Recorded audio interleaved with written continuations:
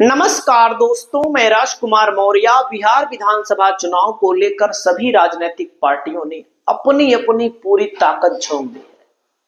इस वीडियो में आप सभी साथियों को बताने जा रहे हैं बिहार विधानसभा चुनाव को लेकर सबसे सटीक और सबसे अच्छा सर्वे। एक एक सीट को अगर आप जानेंगे समझेंगे तो आपको लगेगा कि कहां पर कौन जीत रहा है। वाकई में दोस्तों बिहार है, जाहिर सी बात है बिहार में नीतीश कुमार की सरकार है, एनडीए है एक तरफ आरजेडी का महागठबंधन है और एक तरफ जनसुराज लड़ रही है। लेकिन मैं आपको बताना चाहूंगा कि बड़ी कांटे की टक्कर है, एक एक सीट पर कांटे की टक्कर है। कैसे जान सकते हैं कौन कहां जीतेगा? अब जैसे देखो, जिला कैमूर है, कैमूर में दोस्तों 4 सीटें। अब जैसे एनडीए को लिखी है 0, तो बीजेपी के जो लोग देखेंगे कहेंगे यार ये तो फर्जी आदमी है, फर्जी बता रहा है एनडीए को, ये एनडीए की लहर है, ये है वो है। देखो भैया, अलग अलग जिले में अलग अलग पार्टियों का प्रभाव होता है, अलग अलग विधानसभा क्षेत्रों में जहां जिसका प्रभाव है उसको मैं बता रहा हूं। अब जैसे दोस्तों मैं आपको बताना चाहूंगा, कैमूर है, कैमूर में भरत बिंद यहाँ की भभुआ विधानसभा से विधायक बने थे आरजेडी से पिछली बार, लेकिन अब की बार ये लड़ रहे हैं बीजेपी से। बीजेपी ने इनको टिकट दिया है। आप सोचिए, बीजेपी का जो नेता था, जो वहां के कार्यकर्ता थे, वो बेचारे देखते रह गए। आरजेडी से जीते थे भरत बिंद, लेकिन बहुत विरोध हो रहा है इनका। वैसे भी समीकरण भी नहीं है इनके लिए। भभुआ में वीरेंद्र कुशवाहा को उतार दिया है आरजेडी ने, मजबूत कैंडिडेट है, चुनाव जीत लेगा, आराम से जीत लेगा। पिछली बार लड़ा था, 37,000 38,000 वोट तो सिर्फ आरएलएसपी से पा गया था। वो व्यक्ति चुनाव जीत रहा है भभुआ में। चैनपुर में दोस्तों जमा खान जेडीयू से लड़ रहे हैं, बसपा से जीते थे, भाग गए फिर उसमें जेडीयू में। वैसे भी बसपा का जो विधायक जीतता है बिहार में भाग ही जाता है। तो मैं आपको बताना चाहूंगा दोस्तों, सच्चाई जो है उसको बताना चाहूंगा कि यहाँ पर भभुआ चैनपुर में यहाँ पर बाल गोविंद बिंद चुनाव लड़ रहा है, वीआईपी की पार्टी है, यानी कि मुकेश सहनी की, वो भी जीत रहा है। रामगढ़ में दोस्तों बसपा जीतेगी क्योंकि यहाँ पर सतीश यादव चुनाव लड़ रहे हैं, बड़े मजबूत कैंडिडेट हैं।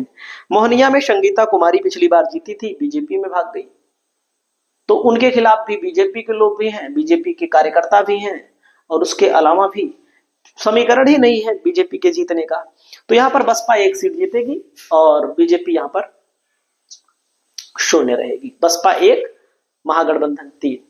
और बक्सर में दोस्तों 4 सीट है, 1 सीट पर लड़ाई है। तब मैंने कहा है कि बक्सर सीट पर यहाँ पर बीजेपी हो सकता है चुनाव जीत ले। संजय कुमार तिवारी कांग्रेस के विधायक हैं, कम वोटों के अंतर से ही जीते थे। आनंद मिश्रा दोस्तों यहाँ पर लड़ रहे हैं, आईपीएस, वह उनका फायदा हो सकता है। बाकी ब्रह्मपुर में कोई फायदा नहीं होगा बीजेपी को, महागठबंधन जीतेगा, शंभुनाथ यादव फिर विधायक बनेंगे, हुलास पांडे हार जाएंगे। डुमरांव में दोस्तों मैं आपको बताना चाहूंगा, अजीत कुमार कुशवाहा हैं, बड़े अंतरों से यहाँ पर चुनाव जीते थे, फिर जीत रहे हैं। राजपुर में विश्वनाथ राम है दोस्तों, पिछली बार बड़े अंतरों से चुनाव जीते थे और यहाँ पर चुनाव नहीं जीत पाएगी।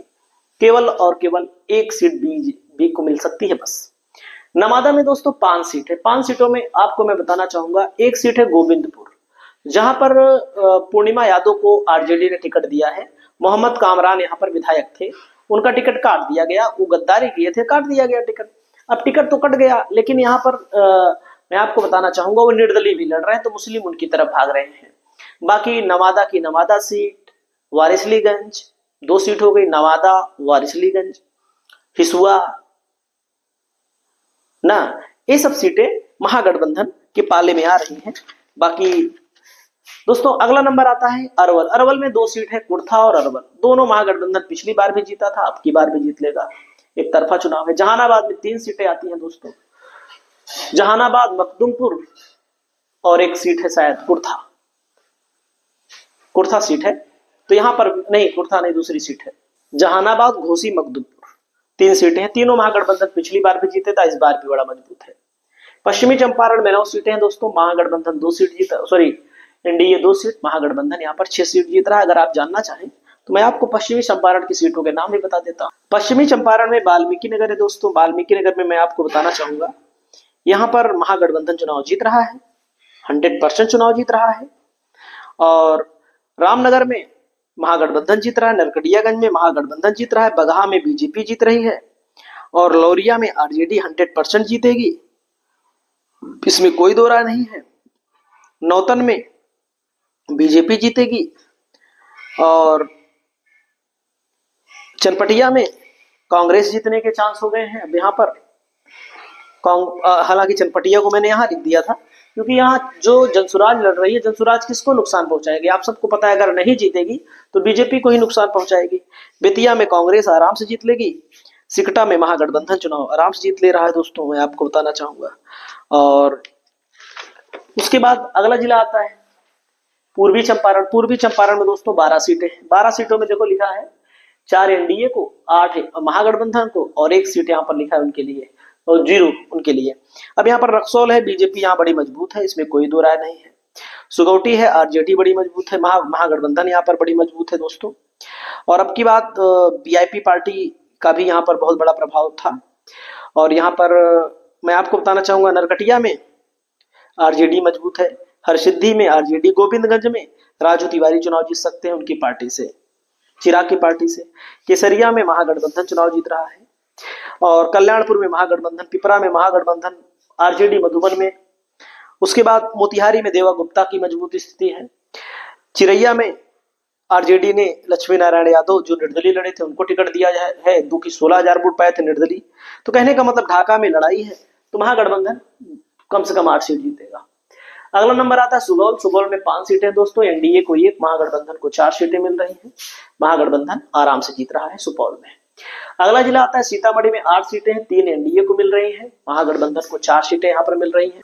सीट का नाम जानना चाहेंगे तो सीट का नाम भी बताने की क्षमता रखते हैं। सिवान में दोस्तों 8 सीटें हैं। सिवान सदर पर थोड़ा सा दिक्कत है, 1 सीट पर दिक्कत होगी, नहीं तो हो सकता है 8 की 8 महागठबंधन जीत जाए, लेकिन तब भी 2 बीजेपी, 6 महागठबंधन को। और औरंगाबाद में 6 सीट है, औरंगाबाद वाली 1 सीट पर थोड़ा खतरा है, बाकी सब सीट महागठबंधन जीत रहा है। अगला जिला आता है दोस्तों, यहाँ पर देख सकते हैं जमुई। जमुई में 4 सीटें हैं और जमुई में झमुई, झाझा और सिकंदरा पक्का जीत लेगा। जमुई और 1 सीट और है चकाई, दोनों पे कड़ी टक्कर है, बराबर यहाँ पर मान लिया मैंने। पूर्णियम दोस्तों 6 लिखा है भले, लेकिन 7 सीट है। बीजेपी को 1 आध सीट मिलेगी, बाकी 2 सीट ओवैसी को, 3-4 सीट महागठबंधन को आराम से मिल जाएगी। पूर्णिया में कोई दिक्कत नहीं है। शिवहर में 1 सीट है, महागठबंधन 1 सीट जीत रहा है आराम से। अगला नंबर आता है कटिहार में 7 सीट है, एनडीए को 2, महागठबंधन को 5 सीट मिल रही है।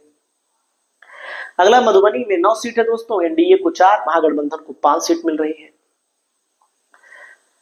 मधुबनी के बाद अररिया में 6 सीट है, बीजेपी को 1, महागठबंधन को कम से कम 5 सीट मिलेगी।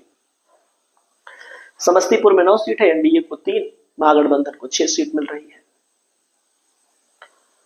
वैशाली में 8 सीट है, एनडीए को 2, महागठबंधन को 6 सीट मिल रही है।